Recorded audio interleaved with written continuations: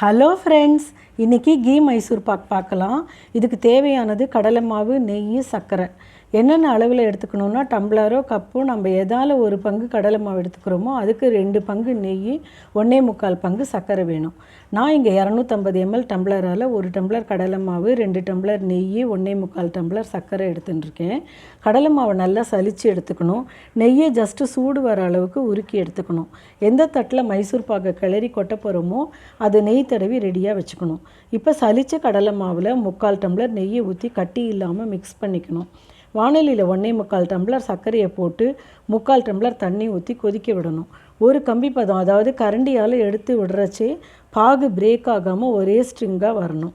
இன்னொரு மெத்தடில் பார்க்கணுன்னா 2 விரலுக்கு நடுவில் பாகை வச்சு பார்க்குறச்சே நல்ல கம்பி கூட உடையாமல் வரணும். அந்த மாதிரி ஸ்டேஜில் வரச்சே நெய் கலந்து வச்சுருக்கிற கடலை மாவை சர்க்கரை பாகு வானலியில் கொட்டி கிளறணும். அடுப்பு சின்னதாகவே எரிய விட்டுக்கணும். கிளறிண்டு இருக்கிறச்சியே மாவு கெட்டியாகிறது நமக்கு நல்லா தெரியும். கெட்டியாகும்போது கொஞ்சம் கொஞ்சமாக நெய்யை விட்டு கிளறிண்டே இருக்கணும். கைவிடாமல் கிளறிண்டு இருக்கணும்.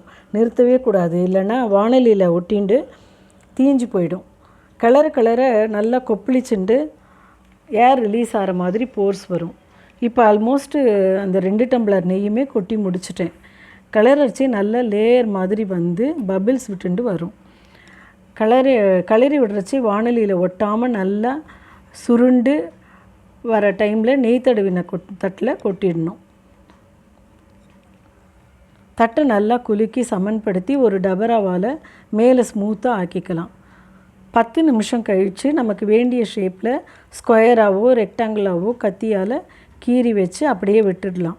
நல்லா ஆறினதும் 1/2 மணி 3/4 மணி நேரம் கழித்து துண்டங்களை போட்டுக்கலாம். இப்போ எனக்கு 1 டம்ளர் கடலை மாவு போட்டதுக்கு 40 பீஸ் கிட்ட வந்திருக்கு. சூப்பரான கீ மைசூர் பாக் ரெடி.